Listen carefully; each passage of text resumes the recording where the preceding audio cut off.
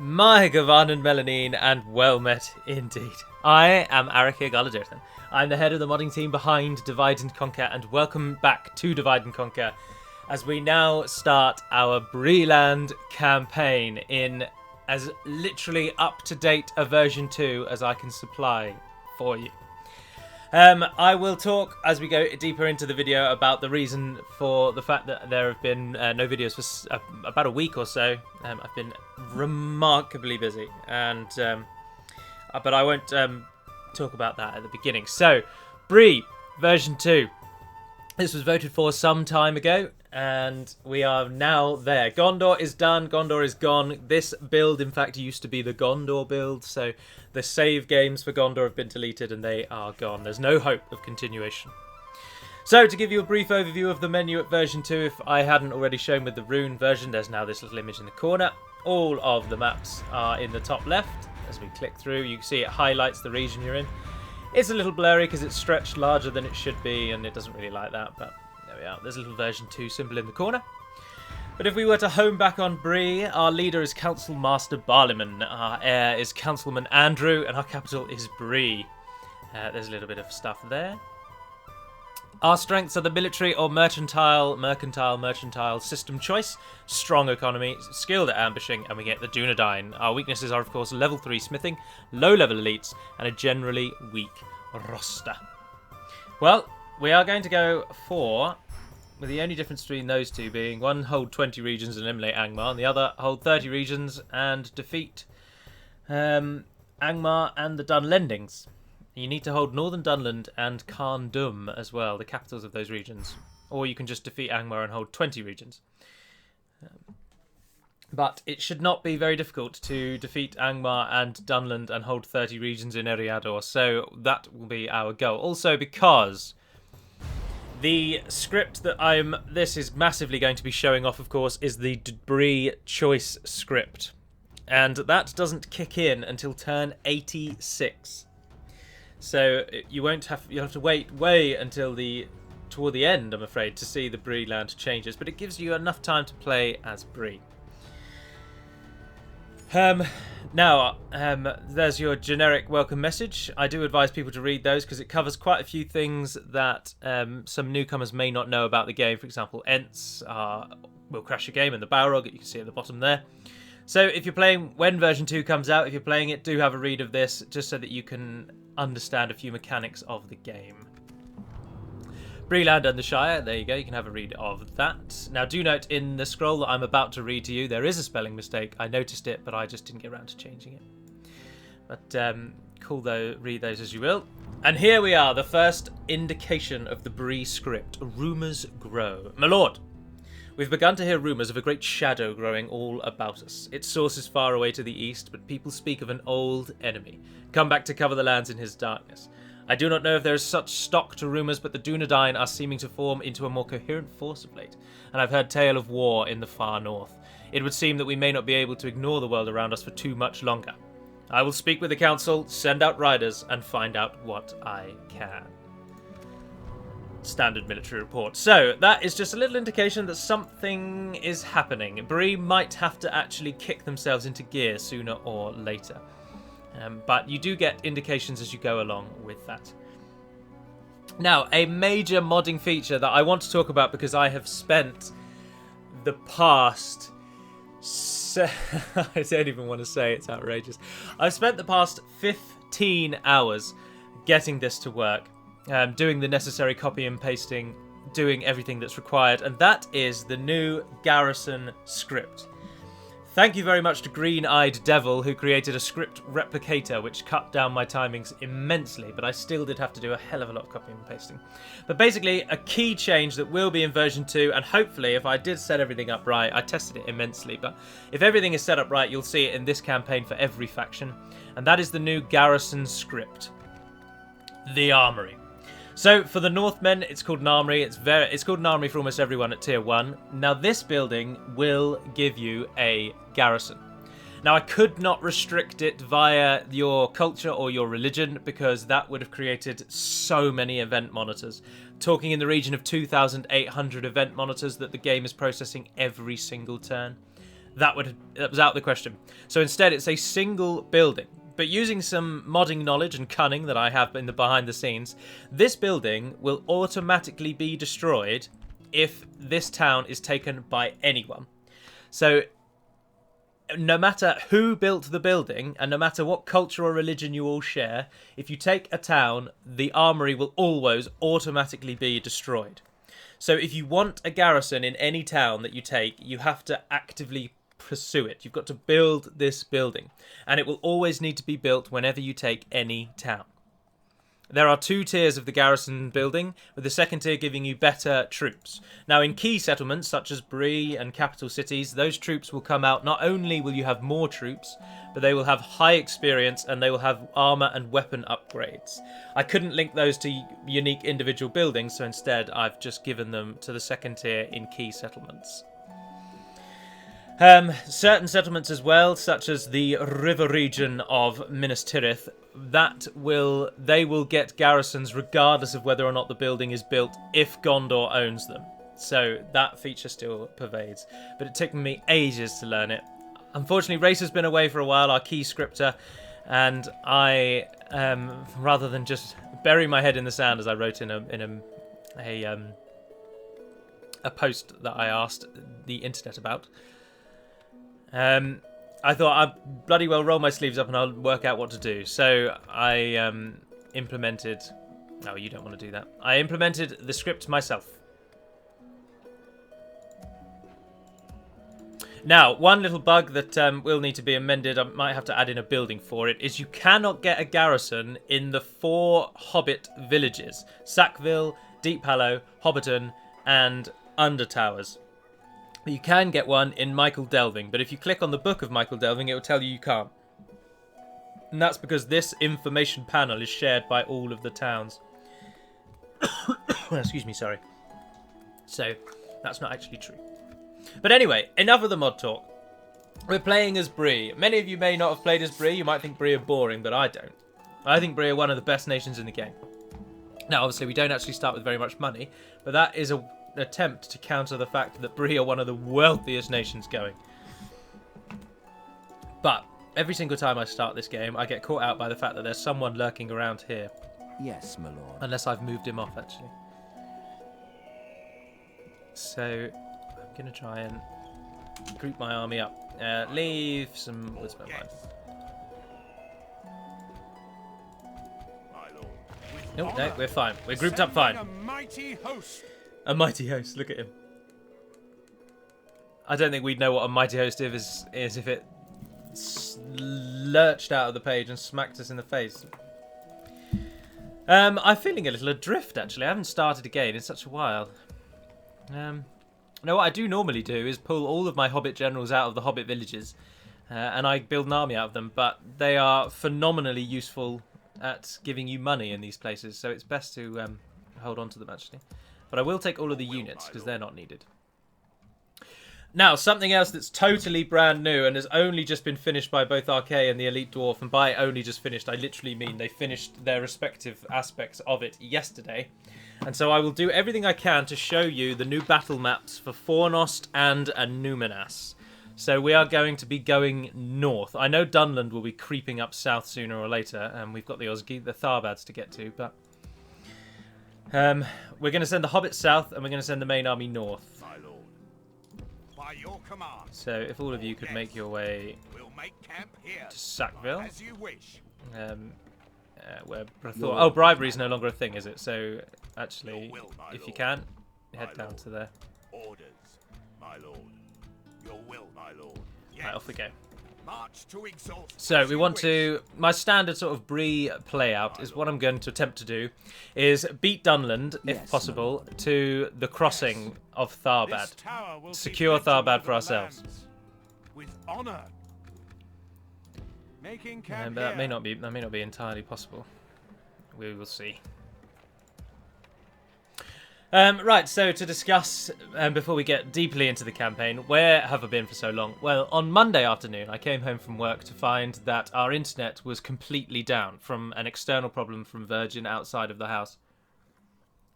That wasn't fixed until Wednesday, so I just couldn't, I was incapable of uploading. Additionally to that, this week at work has been ridiculously busy. Ridiculously busy, that's correct. That's the term I'm going for. And on 2 of the nights this week, I didn't get home until 8 o'clock. So I just... And who wants to do a recording at that time after a full day at work? I certainly don't. So I decided just not to record. Then I was going to record on Friday. I was going to record the Bree campaign so that it would be available to you all yesterday. Ah, we can prepare for the battle. Let's see Bree in action. Oh, we haven't even got games yet. Bree. Battle. Save game. Game saved. In we go. So I was going to record this... Well, yesterday, so you'd watch it yesterday. But then the Elite Dwarf mentioned that if I waited a day, he could get the strategy models for Fornas and Anuminas out. And I thought that's kind of the main thing that we want in this, to be honest. So I will happily wait and delay for that. So... I did, and then I didn't record anything in its place because I spent, as I've mentioned at the beginning, the entire evening yesterday. I got home from work about 5:30, 20 to 6-ish, because I was in work early in the morning. And I spent the entire evening working out how to get the script to work. I went to bed at 3 a.m. and I modded non-stop from the point I got home to the point I went to bed. So that's the life of a modder for you. Well, they don't range. Now, I've been warned by Hummingbird as well that there's a feature of Ruidau that we're going to implement where the men of Ruidau are going to come out of their own unique training building, recruitment building. But that has yet to been set up. However, the recruitment level of the troops has been amended. So we may be fighting against some post-barracks event Ruidaurans, even though we shouldn't be. But we'll see when Angmar come on. So the play out for this weekend then, in light of the failing on my part. Additionally, I'm also out for the whole day on Sunday, including Saturday evening, which is when I'm recording this on Saturday, so this evening. So there are actually only going to be 2 videos, and they will both be Bree. So it's a little Bree weekend, because I can't record tomorrow, so it'll have to be recorded on Monday. But then we'll be back to normal after that, so I apologise for the delay. Now I can rest. Righty-ho. Bree, then. Bree are a nation that, until you get the choice, until you make your choice around the 80-ish turn, your army is made up almost entirely of... I don't want to use the word pitiful, but pitiful militia. But you do get some outstanding archers. For example, the Woodland Hunter, which is a unit available straight away, has a missile attack of 5 right out of the gate. That is an incredibly good stat. Victory will be ours. Go on, fire one more. Oh, they didn't. Cavalry, move round. So you get some really good archers, but other than that, you don't really get very much. You have quite a small unit pool, and the units that are available to you aren't really all that great. So Bree can be a bit of a challenging campaign if Angmar get a lot of momentum in the earlier stages. Only half the enemy force remains. Because Dunland will primarily be your chief enemy, but if Angmar can get the drop on the Northern Dunedain before the Dwarves of Ered Luin can come and get involved, they will massacre you. There is no one, unfortunately for Bree, in the early game that you're better than, other than arguably Dunland and Ennard Wythe. But Dunland and Ennard Wythe get generally better units than you. So even they may not be... Even they you can't really claim lordship over. Bree are arguably one of the worst units in the game in terms of general unit types, unit availability, diversity, strength. They're a very peaceful nation. That's what I like so much about Bree. It's a sleepy corner of Middle-earth, and it's just a fun what-if to take these basically farmers that have sat around doing sod all and muster them into a fighting force. So it's an interesting one for that. Now, to ensure that we get a garrison in Bree, because of course we don't get the AI's benefit of getting a garrison. Oh no, I bet you probably do, because I've set that up incorrectly. I can already think it. I'm going to get a garrison straight away, so... Should probably be going for economy, really, but we're getting an economy there. We've got pre-built in Arquette is the Dunedain camp. Now, until you make your choice at the end stage, at turn 86, until you make your choice then, the Dunedain are available to Bree. Yes.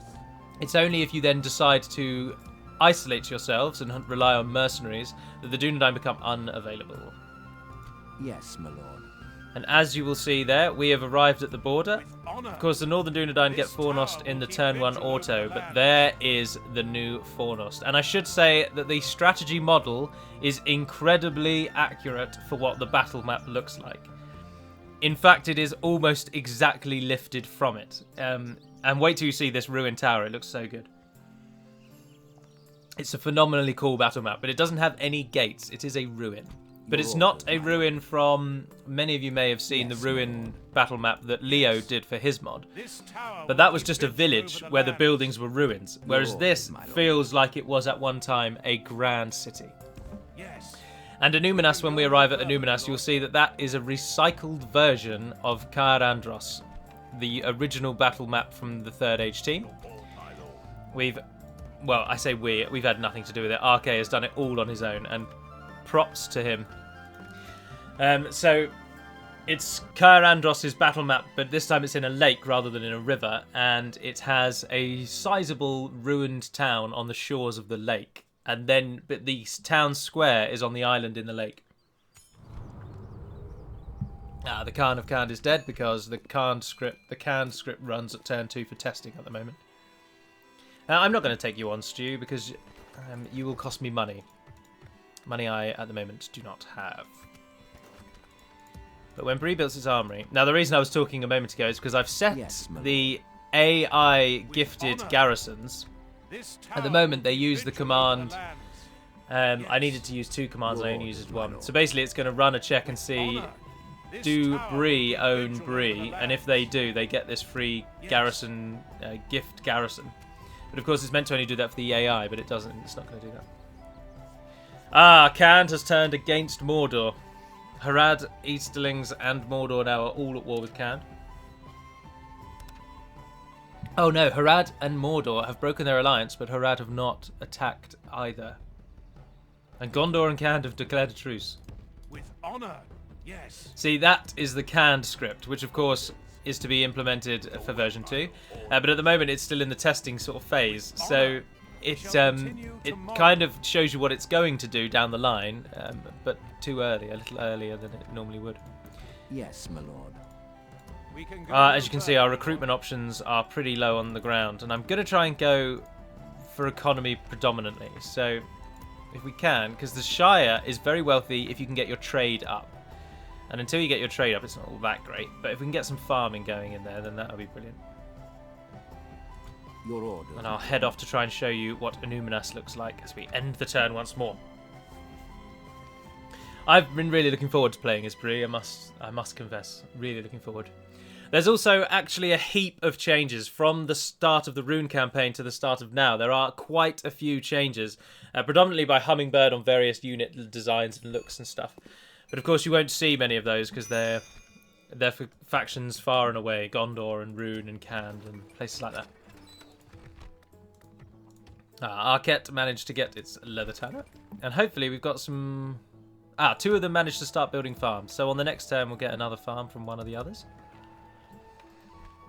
I should of course note that in this campaign you will get to see the completely unique strategy models for the Bree town and castle lines. Yes, my lord. And they look cool. Yes. And welcome to Anuminas. Now, disclaimer, we are well aware that this is meant to be on the shore and it's currently a little bit too far left.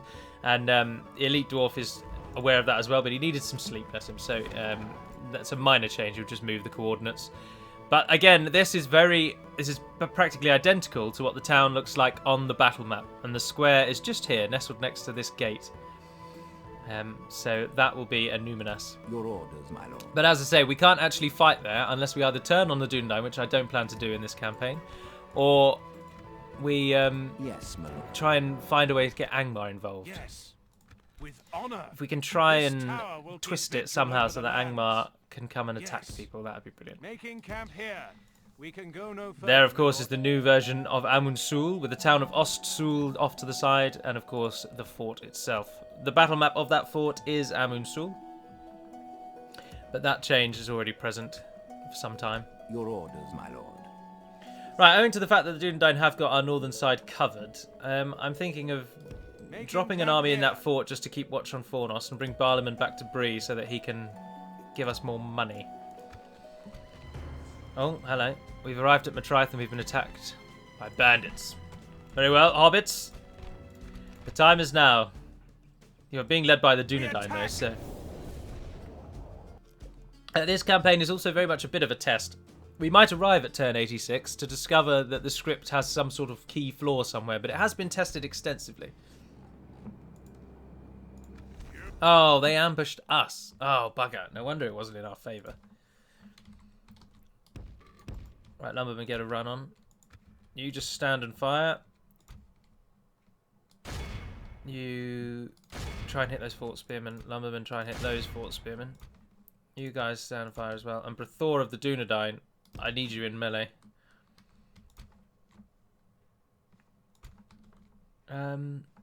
If you don't fire... No, you're going to already stand up as soon as it goes away, aren't you? Oh, no. Oh, of course, you're the stone throwing unit now, aren't you? Yes, forgot about that. Now, I've been told that they, even though they throw stones, they make a sound of a arrow. So we get to test that theory now. Everyone have a rock ready. Yeah, come on.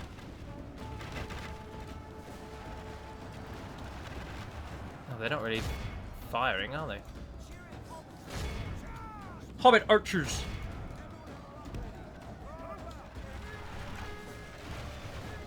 Oh yes, they do make arrow noises. But they do throw rocks. Bloody fast as well. Look at the momentum on those rocks.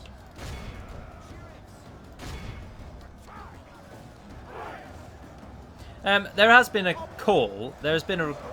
People have mentioned that maybe perhaps the Hobbit units...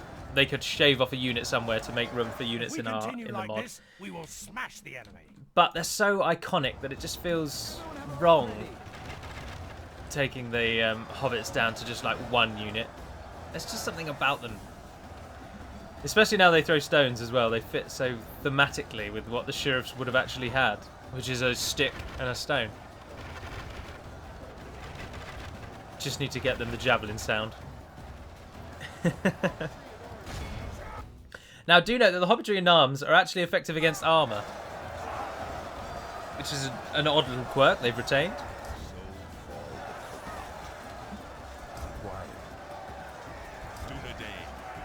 Oh, he has a unique Dunedain voice. No, they don't. Hobbitry in arms! Right, sheriffs. Let's get you around the back. Same with you guys. Don't go through them.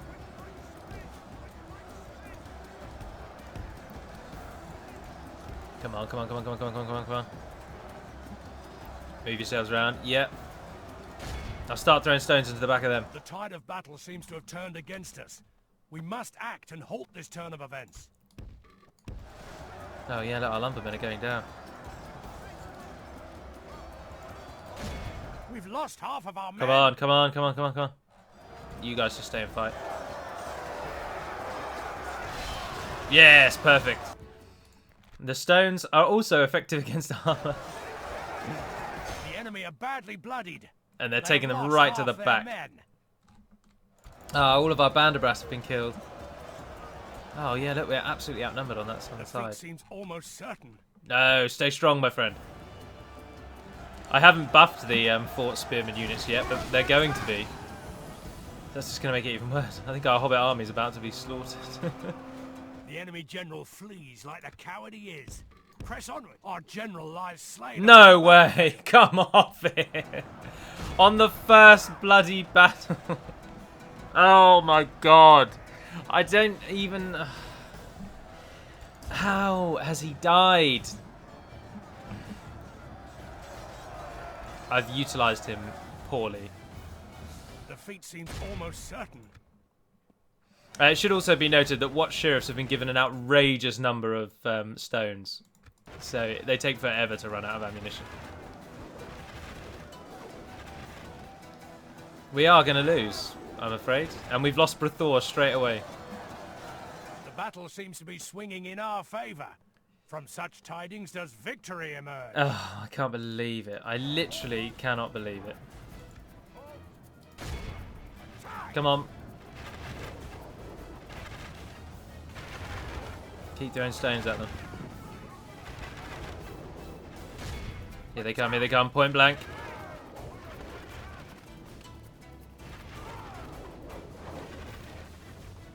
Next. Why are they just standing there and taking it? The enemy army clears the field. Victory is Oh, ours. we won. Let it be a salve upon our wounds. What Shearers, well done.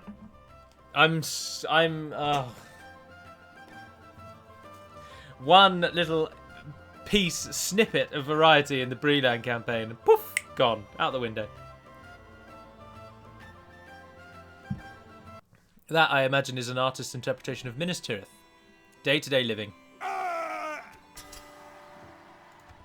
well, we got a captain out of it. Oh, dear. We're all over the place.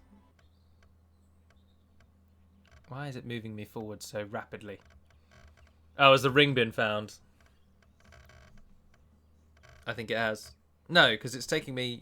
Oh, no, it's just doing that thing where it just constantly heads north. Ah, no, the ring has been found. In Dol Guldur. That is intended. I've set the ring to spawn much earlier. Or we did it for testing and then I thought actually it's quite a good idea because the ring, of course, will only spawn... Or Yes, not, of course, my lord. you may not even know. But the ring will only cycle 8 times and it stays in a town, I believe, for 20 turns or This 15 tower will turns, keep something like that. vigilant Basically, the for ring's only lands. around for about 200 turns, so Yes, my that coming in a bit early is a bit better. Yes. This tower will keep vigil over Now, the I don't want lands. Mengelen, because if I take honor. Mengelen, we will have to fight the Barrowites. And I would we're not fight really in a for position your to do people that as yet. I am but an ally. Your orders, my lord. Right, Barlaam, get back to our Yes. fort. Yes, my lord. My lord. Barlaam is our only custom bodyguard now, save for the actual Hobbit generals, but they've obviously just got hobbits. So, nothing too amazing there. Now, of course, Hobbit villages cannot upgrade. They can't upgrade. They are restricted to villages for the rest of the game, but that does not diminish their wealth. Trust me. I mean, these are villages pulling in 700, 795, 653.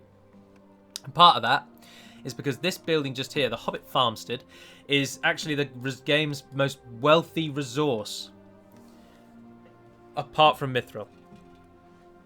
Every resource has a value, and because the Hobbit Farmstead is a combination of the old tobacco resource and the old Hobbit homestead resource merged into one, it got a boost to its income. But I am also going to build the leather tanners because they do actually give you money.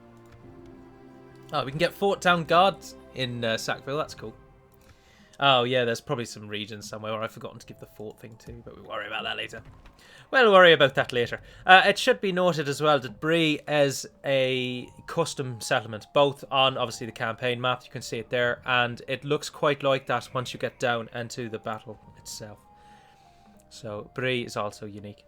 Now, we are in a little bit of a conundrum now, because the one army that I had hoped to take Matrife now has no hope of taking Matrife. And if Dunland rock up soon, which they will, they're going to massacre that Hobbit army. So we're going to try and camp just for a little bit, little tiny bit, just to get some money.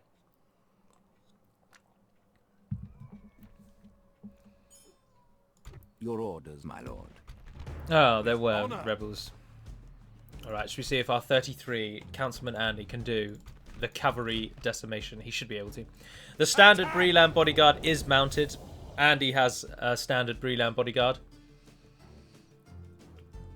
But cavalry is very few and far between for the The Breelanders. tide of battle seems to have turned against us. We must act But there and they halt are. this turn of events. Mounted in their green and plate mail, bought from the dwarves. Oh, he's got an interesting helmet. That may actually just be a graphical glitch. Not too sure. No, I think it is meant to be a visor. Right, anyway, pay attention. Where are they? Over here. Well, let's get out of the trees. Turn and face, and hit them.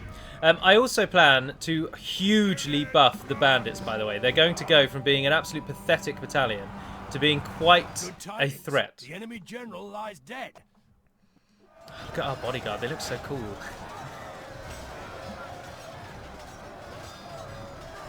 Oh, I think as well, if I'm not mistaken, I could be mistaken, if I'm not mistaken, Councilman Andrew, the armour that these gentlemen are wearing is only available for your normal bodyguards once you choose the Dunedain. And to give him a little bit of diversity again to the starting generals, and just to show you what you can expect in the later stages, he starts with that armour upgrade already. But if we get another general, for example, when we go and see Grep in battle for the first time, he will not look as heavily armoured as Andrew does. The enemy are badly for the moment the fortune. If we continue like this, we will smash the enemy. I wonder why the bandit battalions here were so small, though. The enemy army flees the field. Pursue and run them down. There we are. Simple cavalry Our victory. foe is utterly vanquished. Let all who remember this day. Absolutely outrageous. There were only like 70 odd men in each of those battalions, weren't there? Or was I just not paying attention?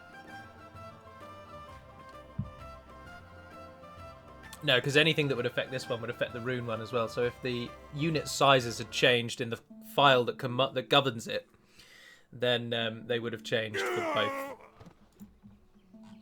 An There we are. honorable, glorious victory. Oh no, we are Yes, normal my unit lord. sizes. I wonder. Your They just orders, look my smaller than normal. This tower will keep vigil over the lands. This tower will keep vigil over the lands. Keep building me Yes. towers. That is part of the Shire, and that is Breeland. Breeland, as you can see, gets all these pre-built forts, which is courtesy of myself because I love forts, and I always like Yes, my lord. running around Your putting orders, my lord. troops in various different forts, even though it makes no real difference.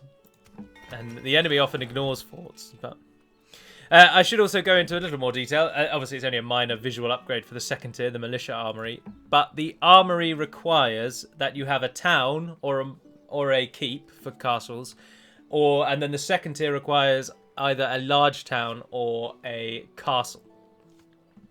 So in places like Bree, which is already a city, you can get both tiers straight away. But that is, again, it's all building into the fact that this garrison script, the reason we've brought it in is because it's now all about choice. The point of it is it's now up to you if you want a garrison. And if you don't want to use a garrison script, you can just not build the building. And then then you're covered. You won't ever get a garrison. And when I set the script up Yes, properly my so that lord. it doesn't just fire randomly, shall continue. Your you will orders, never my get a lord. garrison then if you don't build the building, can and go that's no kind of further, my that's lord. kind of the goal. Yes, my lord. Right, well, you might as well shall try and engage. We take shall my try. prevail. Yes. Now, what we should also get to see in this campaign for the first time, which I'm very excited about, is the new, courtesy of Europa Barbarum 2, the Wildmen castles and towns, which were implemented some time ago. But obviously in the Rune campaign, we're not going to run into the Wildmen.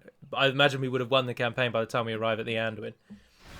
Whereas here, we're fighting Enedwythe and Dunland, so should be able to see them. Right, here we go.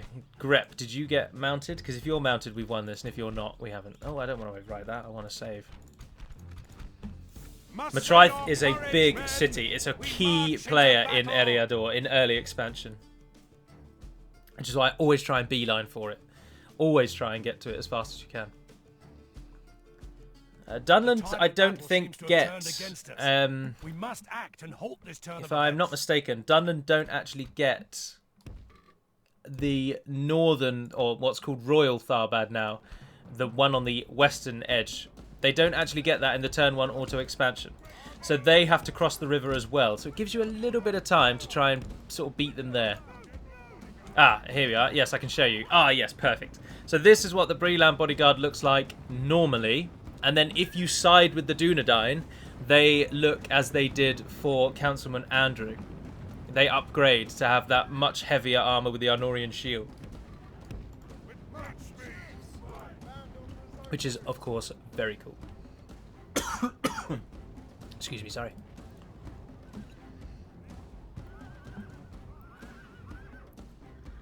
We've got nothing here. But welcome to the Gondorian city of Matrice. Or ancient Arnorian, in fact.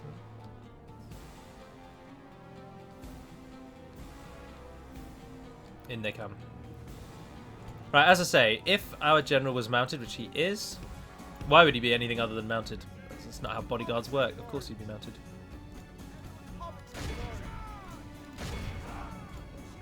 Right, saviors from the last time. Let's hope you can save us again. So the Watch Sheriffs are very interesting because they can hide anywhere and they're effective against armor, but their missile attack is actually only 1. So obviously with such a low missile attack, the effective against armor, but then it's a calculation. It's not a straight up, like, my defense is 5, your attack is 3, so you leave me with 2 health, for example, then you have to hit me twice to kill me. It's a... I don't really know how they all interact with one another. It's more along the lines of an equation rather than a... Right, try and pull them out. Hit those 4 axemen. Pull the sheriffs away.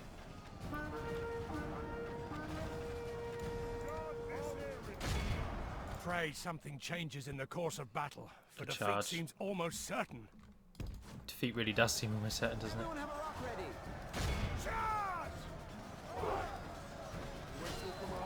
Come on. Come on. Oh, I've forgotten about grip. Oh, so the enemy hasn't. Bugger. Pull out grip. I don't really want to charge head on into some spearmen. It's not really a good career move. Oh, wow, we are so outnumbered. We really are outnumbered. I'm not even sure we should try, to be honest. Don't charge head on into the spears, he says. Go and hit those 4 axemen.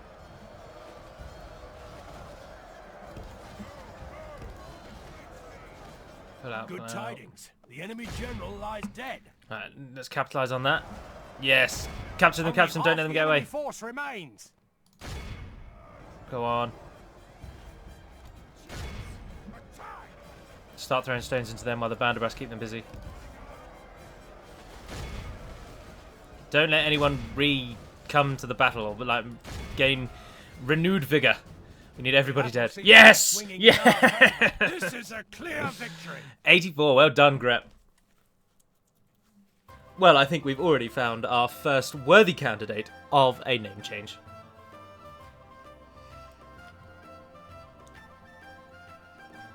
I think Grep's Watch will do. I mean, he's got a very unfortunate name, it has to be said. Grep. Glory, honor, victory. Taking that is so worth it. But now, as I say, if Dunland rock up, we're out. It's over. I do want a low tax rate there. Do we get garrison straight away to ensure that we hold it against Dunland? Hell bloody yes. See, it adds an interesting little twist to it. Like, I'm taking that town, it's on the front line. Do I get economy or do I plug for garrison troops? Now, it should also be noted that the standard troop sizes are the first tier will give you 1 unit and the second tier will give you 2 units. Now, this will be updated, amended, edited as we go through, and various regions, some regions already get a little bit more than that. How can we help? But the bare bones proposal, I'm reading what he's saying to me. The bare bones script is 1 at the first tier and 2 at the second tier. I may amend that to 2 and 3 depending on how it kind of pans out, how it looks to be going. But for now, that's where we'll leave it.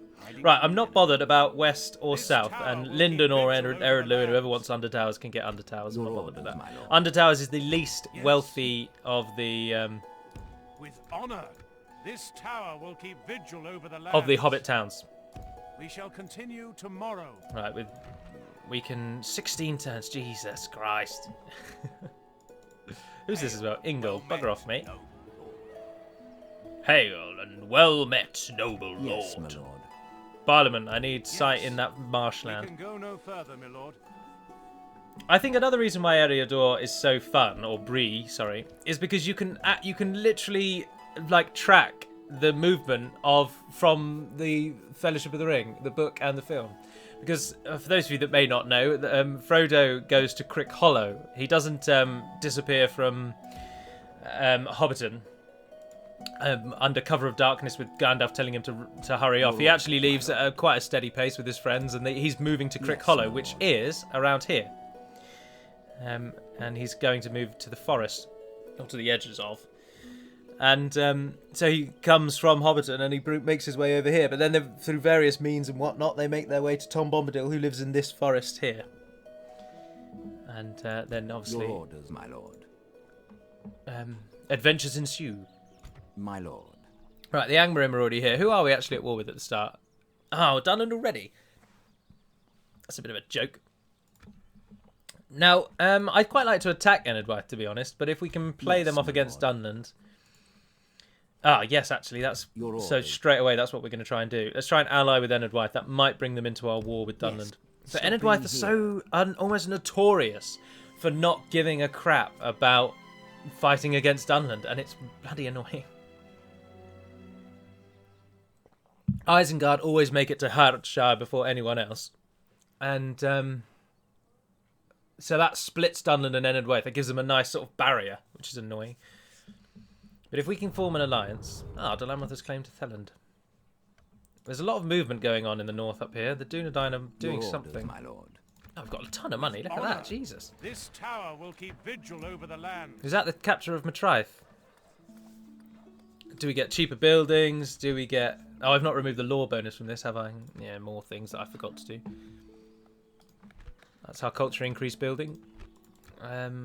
But if we actually build a proper building, we can get troops, and Bree's our only current hope for that, so you're going to be our main military centre. Bree is the centre of this campaign for almost the campaign's entire duration.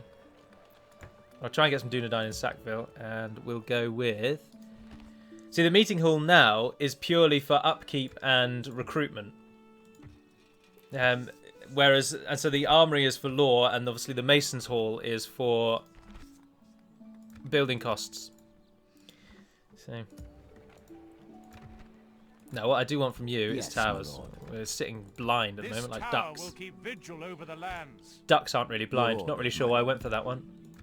We're blind as a duck. This tower will keep vigil over the lands. Grep's Watch is such a good name, isn't it?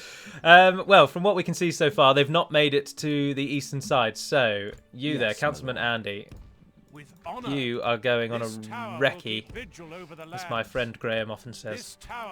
Pull a recce. Go and find out about the Thar bandits. Try and claim the east-western side. Your attention is an honour, noble ally. Yes, my lord. Councilman Barliman, what shall I do with you and your strong unit? No, I want you to stay in Bree. And it'll be ages before he gets free upkeep, though. The unit that Barliman comes with that you saw in action, the crossbow unit, they are Bree's best unit, discounting the Dunedain. So, he is rare. Your orders, he is very rare. Yes, my lord. Moving in. Moving in.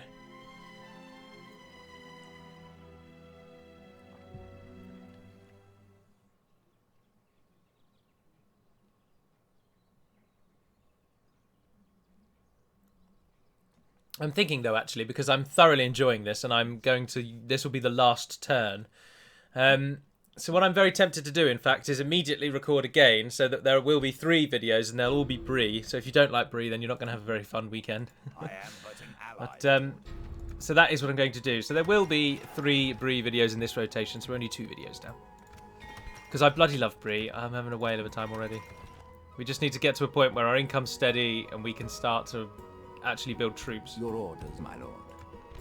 This tower will keep vigil over the Grep, go and have a look at Argond. Where's our Diplo? Yes, my lord. The reason I'm not taking Mengelin, many of you will be aware, there is a unique script in Mengelin that spawns Barrowites when you take the town. They continuously attack you until you upgrade the town 1 tier, so it's no longer a village, it becomes a town. And when it becomes a town, then you then can get the choice to rebuild the crypts. Once you rebuild them, the Barrowites will stop spawning. They'll leave you alone. And they will... I believe they are also insta-killed if there's any of them left alive as well. So Hail and well met. I think we've probably got enough money that we could actually train some forces. So we'll take some of the Dwarven travellers that come through this land. The Inn of the Prancing Pony. Oh, it gives a 5% building... I wondered why everything was cheaper already, even though I hadn't built any cheap buildings yet.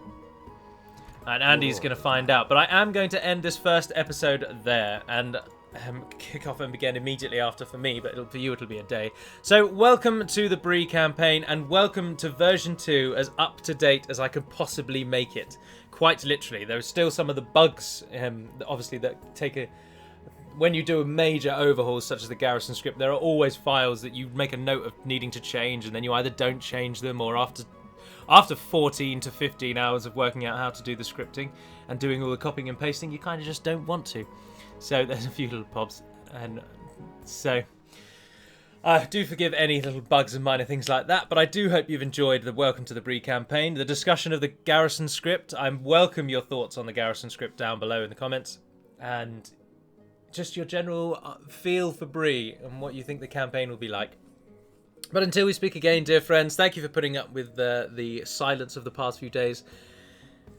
And until we do speak again indeed, Navarre den Pedimad Melonin, and farewell.